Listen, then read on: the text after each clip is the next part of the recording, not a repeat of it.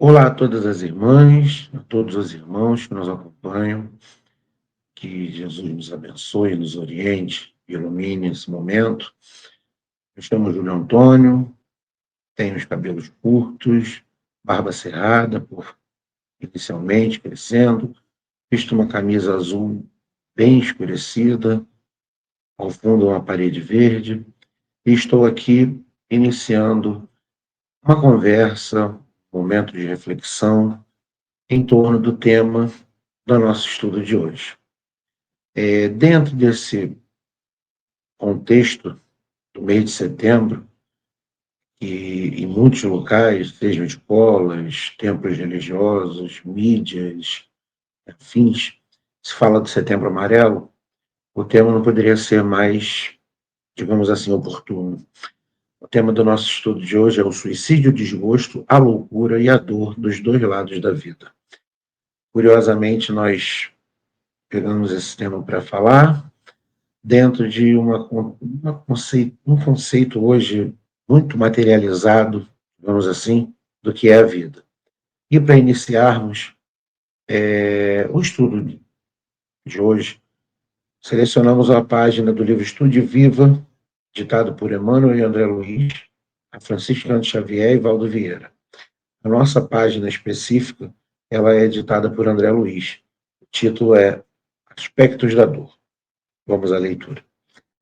Os soluços de dor são compreensíveis até o ponto em que não atingem a fermentação da revolta, porque depois disso se convertem todos eles em censura infeliz aos planos do céu. A enfermidade jamais erra o endereço para as suas visitas.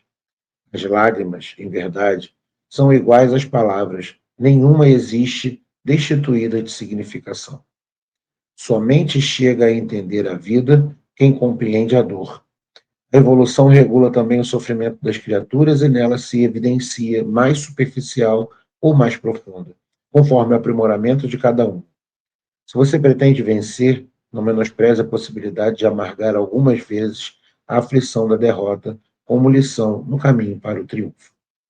Aprende melhor quem aceita a escola da provação, porquanto sem ela os valores da experiência permaneceriam ignorados.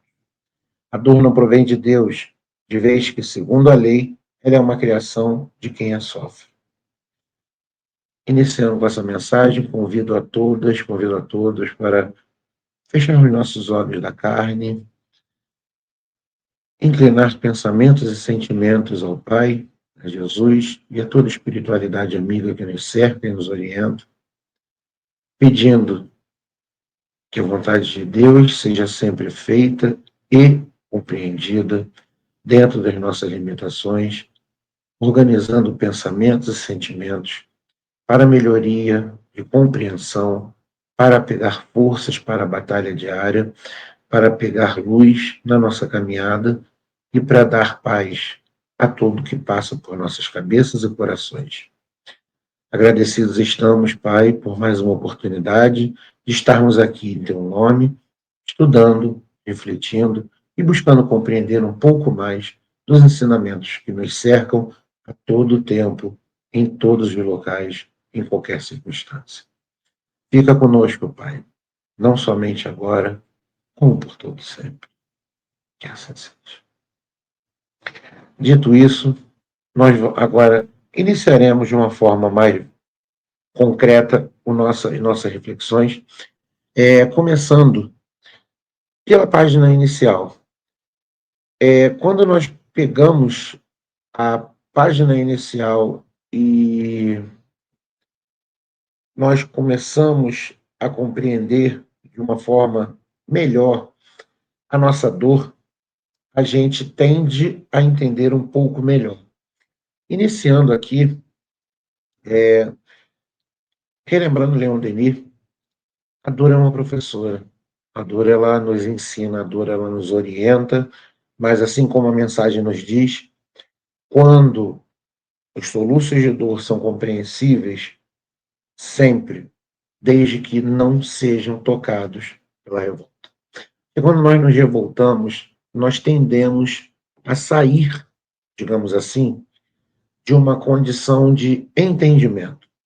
A revolta nos leva a pensamentos, digamos assim, sequenciados, meio que passionais, e essa revolta, ela nos tira do nosso eixo, ela nos tira do nosso foco, ela nos afasta dos exemplos de Jesus. E dentro desse contexto, a gente começa a falar um pouco mais, dentro da codificação, no capítulo 5, item 14 a 17, com subtítulo O Suicídio é Loucura. O título do capítulo 5 é Bem-aventurados aflitos, e nesse item, nesses itens citados exclusivamente, eles vão se inclinar sobre o estudo relacionado ao suicídio e à loucura. Dentro, por exemplo, do item 14, a calma e a resignação, elas fazem parte, digamos assim, de um escudo contra a loucura e contra o próprio contexto do suicídio. Porque o que acontece? Quando você tem calma, quando você está resignado, o que te acontece, não confundamos resignação com acomodação.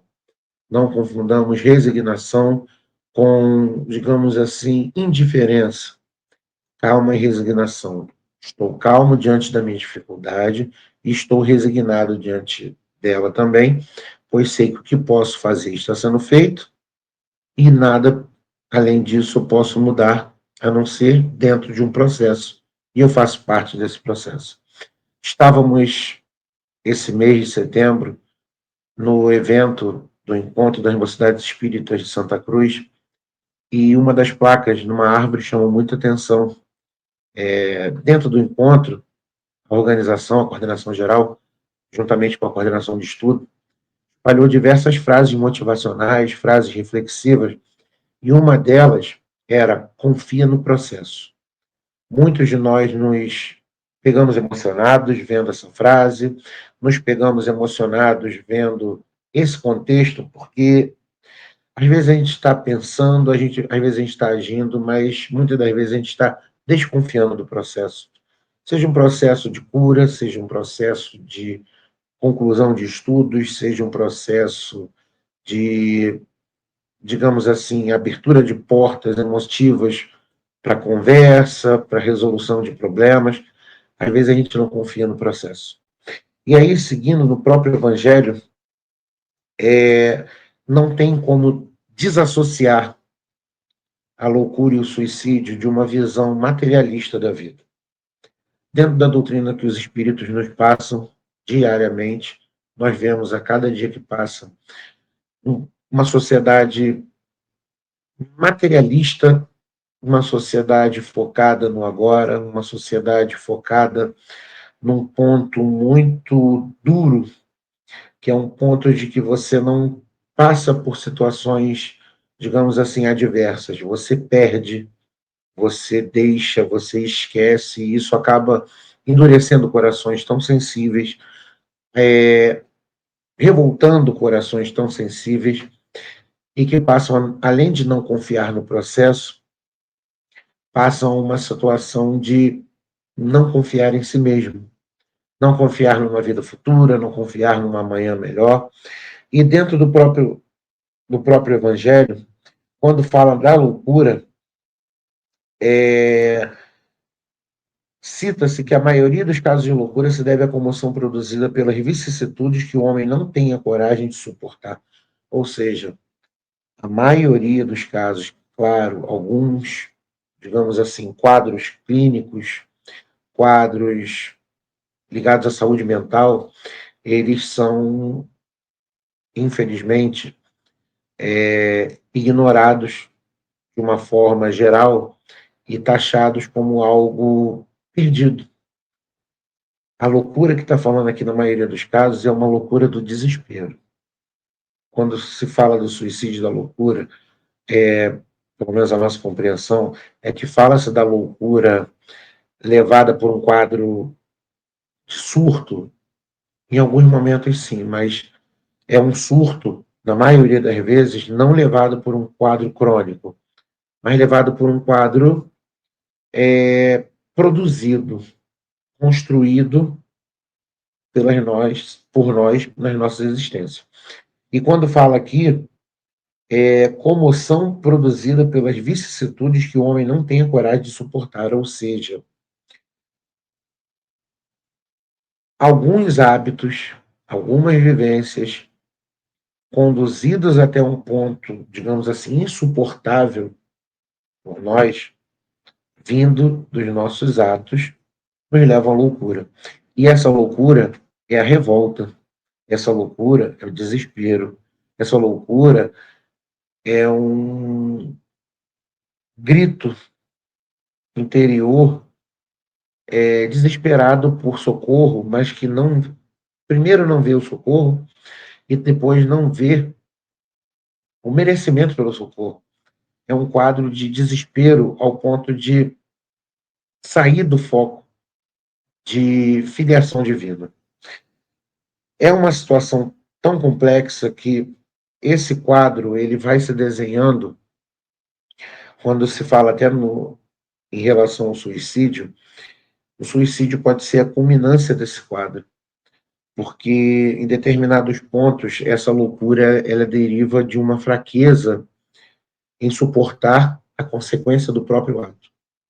E em alguns momentos você se depara com pessoas que infelizmente acreditam na vida material a totalidade da sua existência. E dentro desse crédito da vida material, toda a sua existência, é muito triste, porque quem acredita que a vida está presa a um corpo, somente a ele, sem digamos assim, uma essência divina que continua, que prossegue, que segue adiante, num ato de desespero grave, chega-se a, digamos assim, cogitar acabar com o desespero, acabando com a matéria.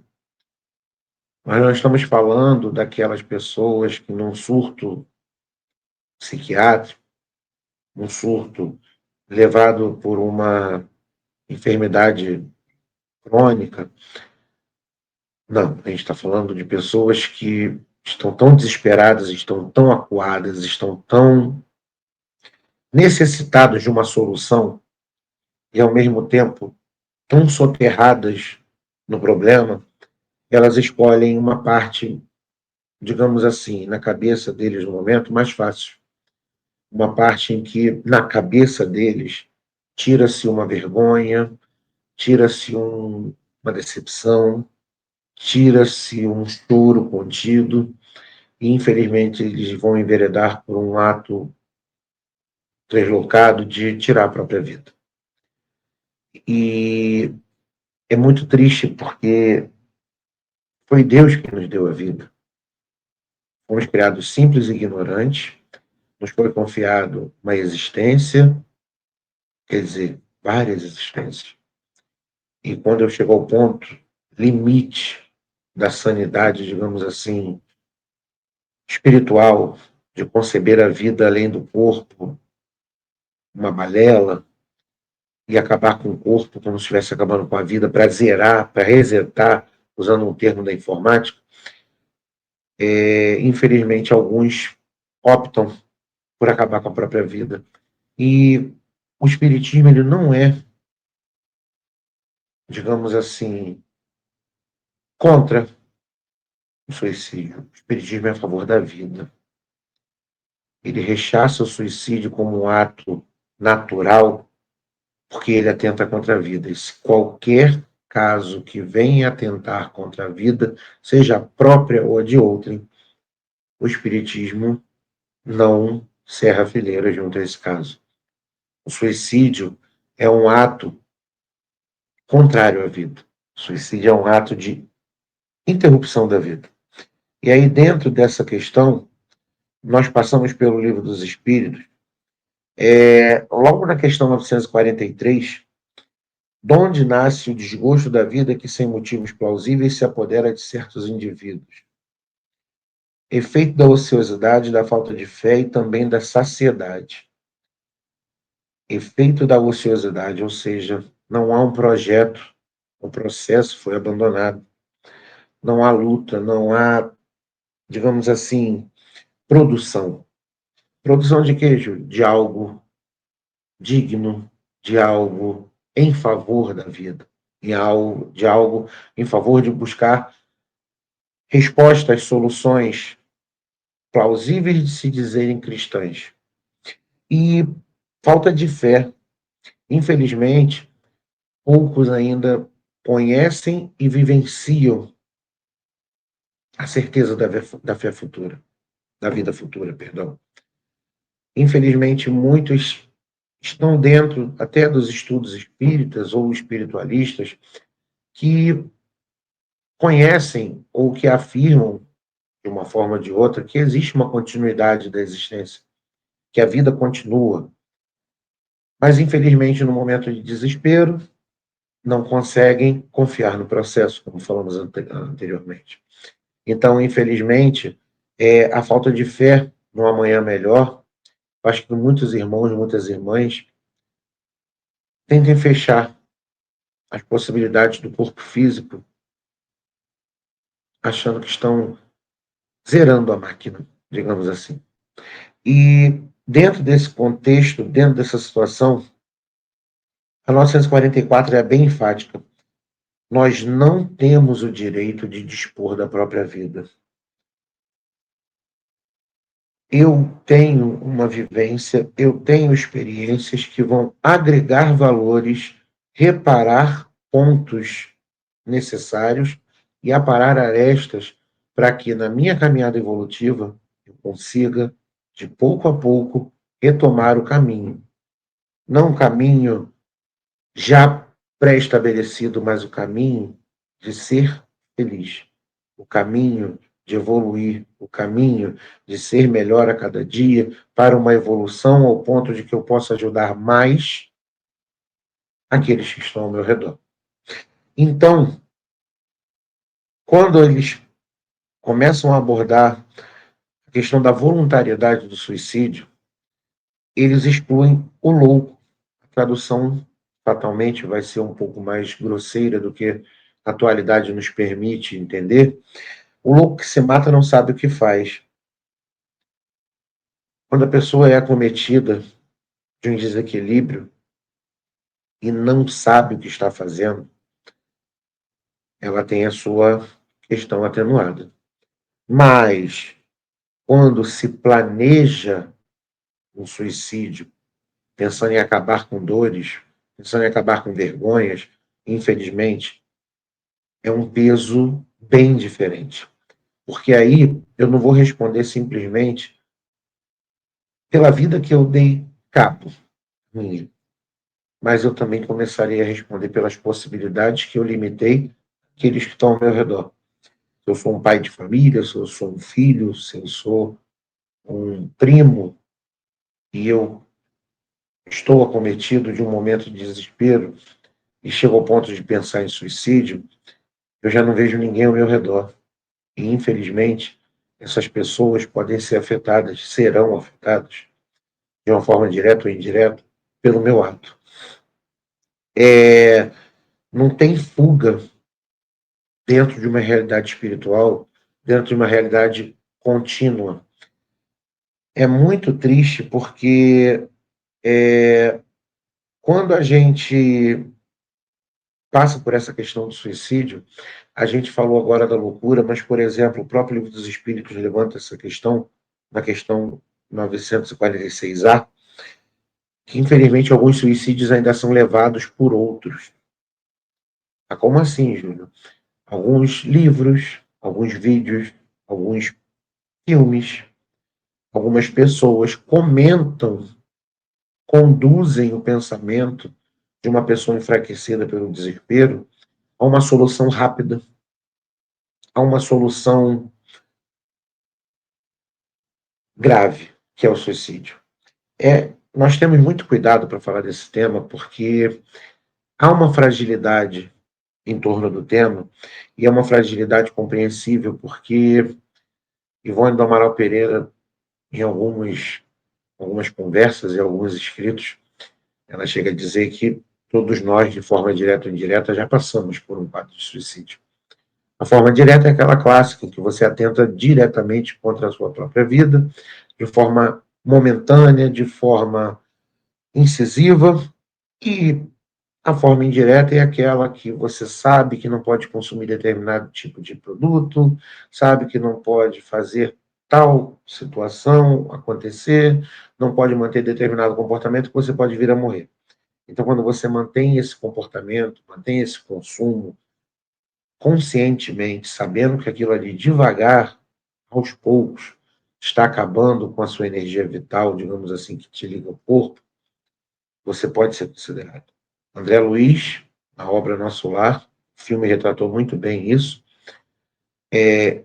acabou sendo considerado um suicida, digamos, indireto, pois ele tinha as enfermidades dele e também tinha os seus excessos. Sabia disso e não cuidou do corpo.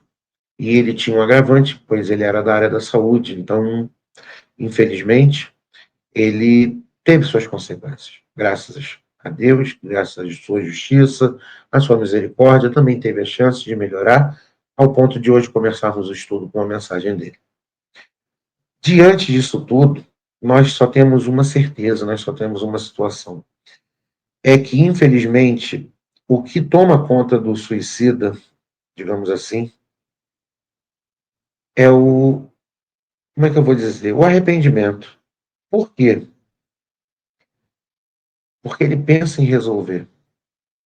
E quando ele se depara com uma realidade espiritual, ele viu que não resolveu, pelo contrário, ele criou um novo problema. Porque quando você é acometido de uma morte, a interrupção da vida, de uma forma, digamos assim, sequenciada, gradual, uma doença, o seu corpo está sendo preparado para esse momento. Mas quando você está num ato que vai contra a sua própria vida, você rompe o laço que te une ao corpo. E rompe de uma forma muito bruta, de uma forma muito violenta. E, infelizmente, ainda temos aquele caso de que sente-se, digamos assim, preso ao corpo. No livro Memória de Suicida, em que Camilo Castelo Branco dita a Ivone do Amaral Pereira, ele dá essa noção exata. Em alguns momentos, não vamos entrar em detalhes, óbvio, ele relata sensações, sentimentos, não só dele, como também de espíritos que o acompanham nessa jornada, de ligação ao sofrimento. E aí essa ligação ao sofrimento é muito curiosa, por quê? Porque é uma coisa que a gente não para pensar.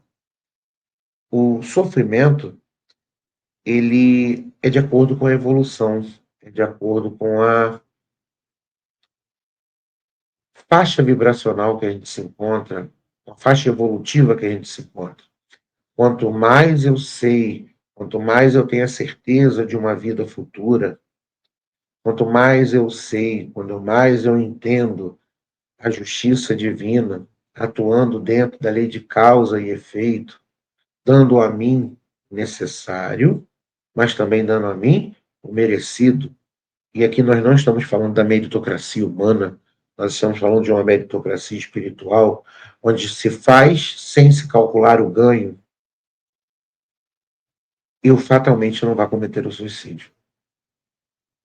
Eu fatalmente não vou pensar nessa situação, ou caso pense, terei alguns argumentos, terei alguns amigos e amigas espirituais ao redor que vão interferir por uma intuição, por um momento em que alguém fale uma frase, uma palavra surja, uma lembrança venha à cabeça de que vale a pena confiar no processo.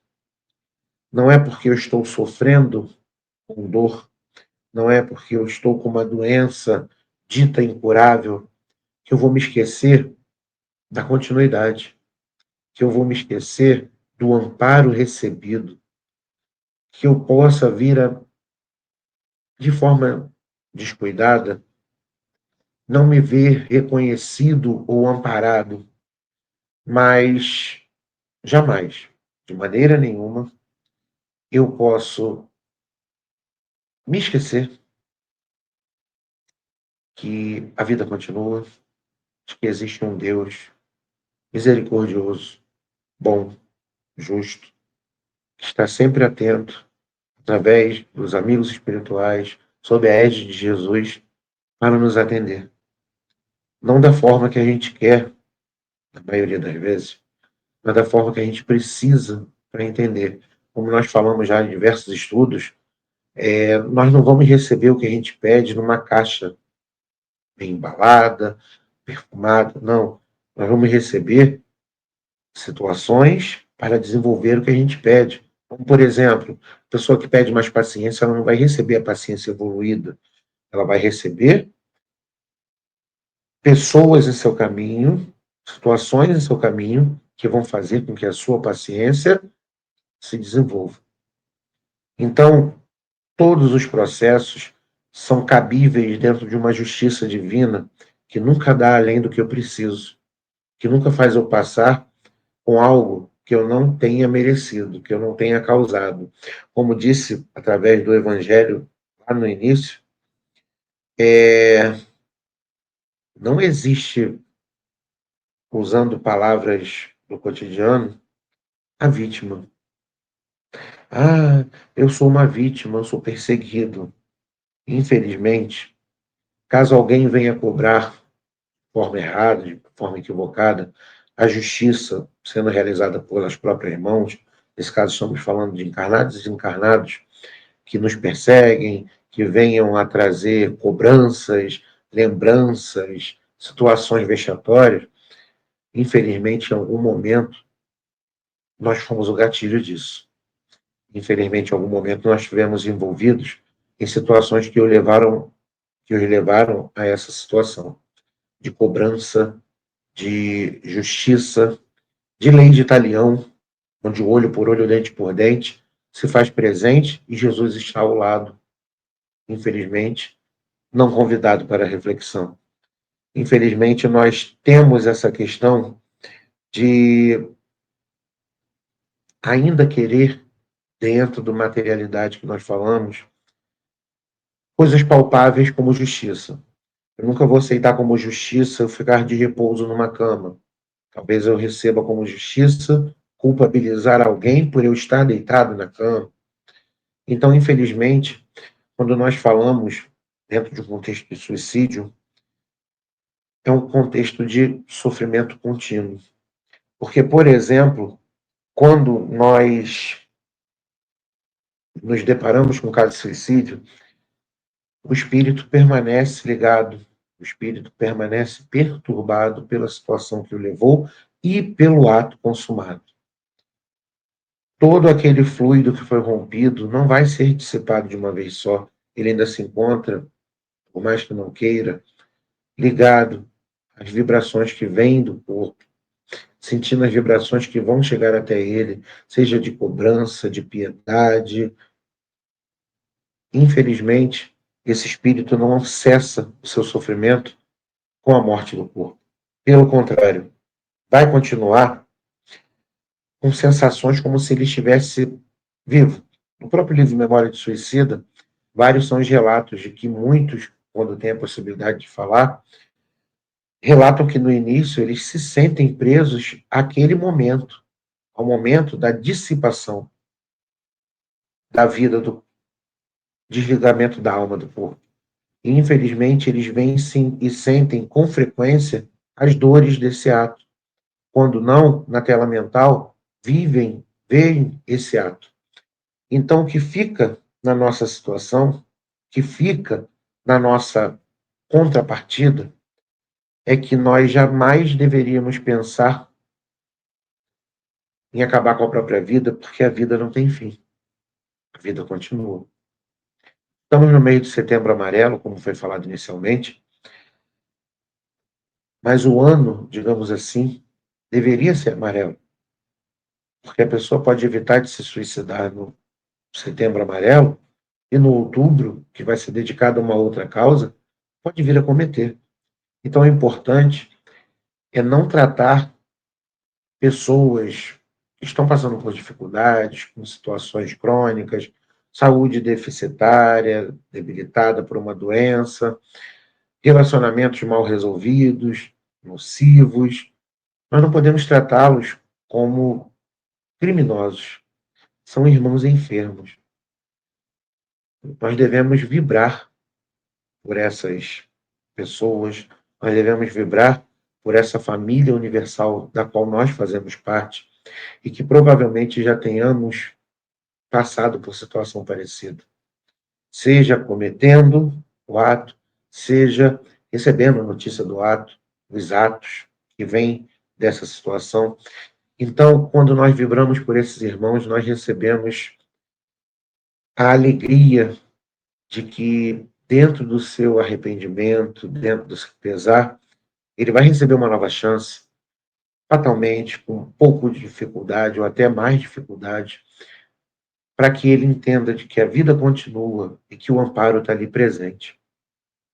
Que ele entenda que não são setembros amarelos, são anos coloridos. A vida é colorida, a vida é feliz, a vida importa para você e para quem está ao seu redor. A mensagem, quando nós falamos, apesar do título, desgosto, loucura, dor nos dois lados da vida, venhamos falar de vida, venhamos falar de alegria de viver, venhamos falar de colorir a vida por onde quer que nós possamos vir a passar. É lembrar que setembro também é o mês da primavera, é florescer. Segundo um verbo agora que muitos estão estudando, é esperançar, é criar e manter a esperança de um amanhã melhor, é criar e manter a esperança de uma vida melhor, é ser a esperança de um apoio a alguém que precisa. Então, que nós possamos ter, nesse momento, nessas reflexões, que nós possamos ter a certeza de que Deus está sempre atuando de uma forma justa, bondosa, misericordiosa, mas dentro de uma lei de causa e efeito. Então, que nós possamos ter força, que nós possamos orar para mudarmos essa questão, para mudarmos essa vibração, que a gente transforme o nosso aparelho corporal num rádio em que a sintonia sempre busque a vibração positiva, sempre leve palavras de conforto, palavras que vibram o bem, que vibram a paz, o belo e o bom, diz Leon Denis, que nós possamos ser a esperança, que nós possamos ser a nossa esperança e daqueles que estão ao nosso redor, que nós possamos lembrar que o jugo é suave e o fardo é leve, desde que estejamos com Jesus, e Ele sempre está conosco. Ele sempre está ao nosso redor. Nós, às vezes, não o convidamos para o diálogo. Nós, às vezes, não o convidamos para a vivência do que estamos passando, porque a gente se acha ou muito inferior ou indigno. E não, Jesus é nosso irmão.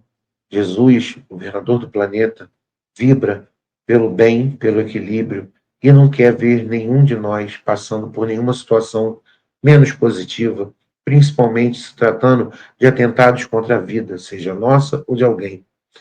Que nós possamos ter a certeza que, assim como ele falou, das ovelhas que o Pai confiou a ele, nenhuma vai se perder, e nós somos uma dessas ovelhas. Eu posso estar em campos diferentes do que poderia estar.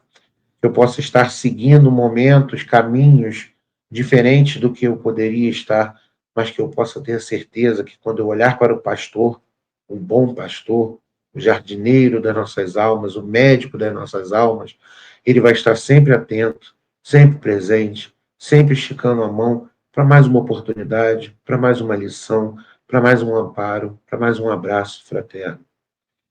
E nesse momento, nessa vibração, gostaríamos de agradecer os minutos destacados a assistir esse momento aqui. Pedimos que Jesus abençoe a todos nós, encarnados e desencarnados, presentes em nossa casa ou presentes em nossa casa mental, necessariamente não estando tão perto, que ilumine nossas mentes, ilumine nossos caminhos, acerene nossa palavra e fortaleça a nossa fé. Nesse momento, convido a todas e todos para elevar o pensamento a Deus e agradecer pela possibilidade da vida, pelo presente da vida, pelas chances espalhadas nos horários, nos minutos, nos momentos que nos são concedidos, seja na vida profissional, familiar, pessoal. Obrigado, Pai, por nos ter como a ovelha que nunca vai se perder. Pode ser que se afaste do grupo, mas jamais vai se perder. Confiamos em Ti, Senhor Jesus, quando dizes que o jugo é leve, que o fardo é mais leve, que nada é tão pesado que nós não possamos carregar. Que a espiritualidade amiga nos oriente, que os irmãos que aprendem conosco através da caminhada conjunta, nosso dia a dia, receba a luz do esclarecimento, a luz da imortalidade da alma, da ideia de continuidade, e que possam seguir caminhos que frutifiquem, que virem novas experiências mais positivas, sempre levando ao melhor, ao que nos é destinado. Fica conosco, Senhor Jesus, não somente agora, mas por todo sempre. Que assim seja, graças a Deus.